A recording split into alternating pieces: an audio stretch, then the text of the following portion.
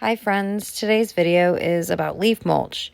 I'm at my parents' property and I'm using a Toro machine to bag and mulch leaves on their property. They have 5 acres and plenty to go around. And so I'm going to bag these up and bring them over to my property so you can see what I end up doing with them. Mulching is done, at least for what I can do right now. But I found something really cool and I thought I'd show you.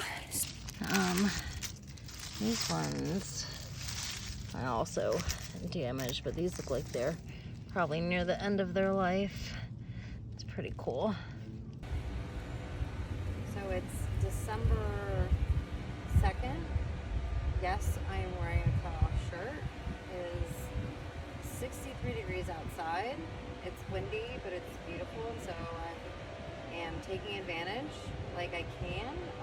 The leaves that you saw me chopping up, I'm just placing them in various areas just to provide some cover for the winter, but also for them to break down in the spring for me to incorporate into the soil once I get some additional compost and to fill this up. So right now I'm just going to fill this bed.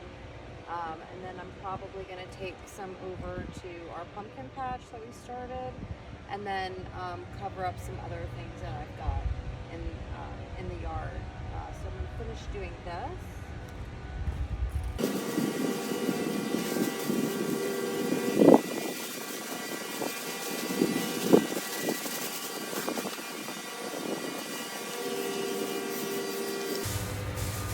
And the other thing I want to do is just pour some water to hopefully weigh it down enough to prevent it from blowing away, just because it's been so windy. So I'm hoping this will help, but I've seen other people put burlap or wire or mesh or just something to kind of keep it in place.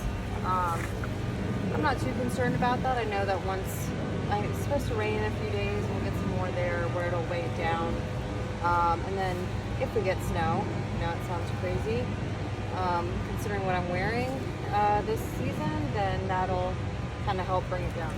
So we'll see how this works.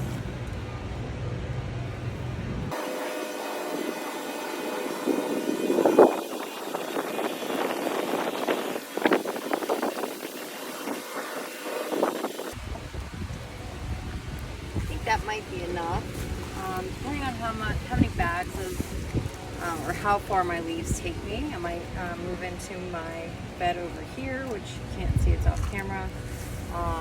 Yes, I am a cool mom, but we'll see how far this gets me, and if anything, like I could just go back to my parents' house and spend another 20 minutes with the respirator this time, chopping up some more leaves. So here we are back at the pumpkin patch. I actually have something a little different I'm going to do here.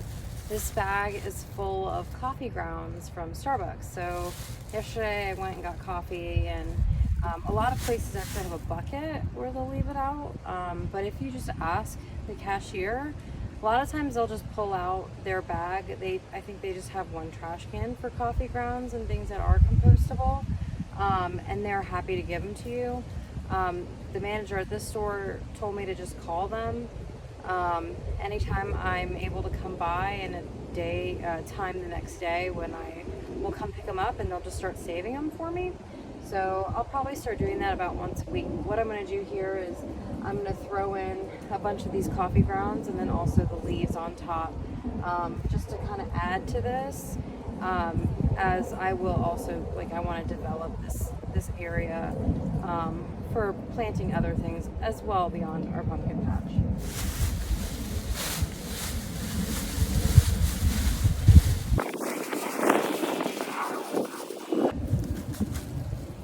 The other benefit of the coffee grounds is that they do tend to deter some pests that don't really like the smell. And they do provide a lot of good nitrogen and some other trace minerals into the soil, so they're really great. You just have to be mindful of how much you're putting, and to always make sure that they're brewed or processed coffee grounds, not not raw, I guess, essentially.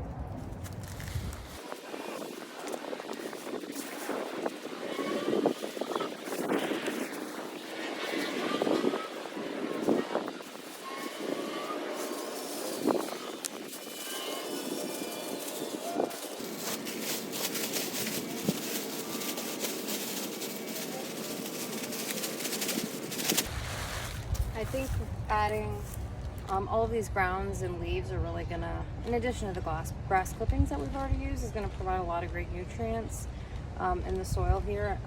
My goal is to avoid using any purchased fertilizer or anything. I don't ever intend to use non-organic, but if I can get away with reducing the costs of trying to do that. So everything's kind of an experiment for me. So we'll see how this works out next year.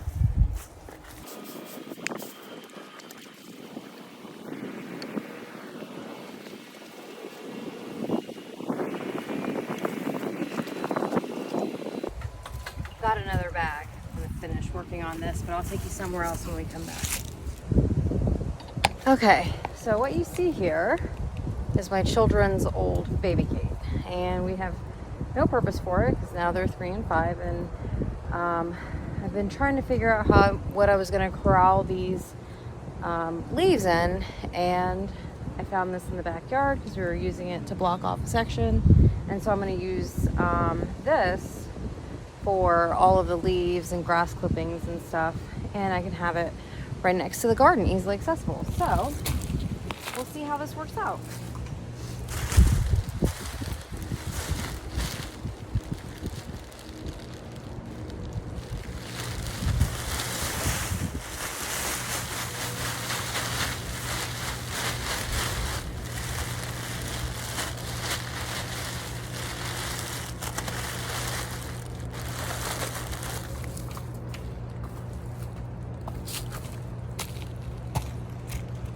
My finished product.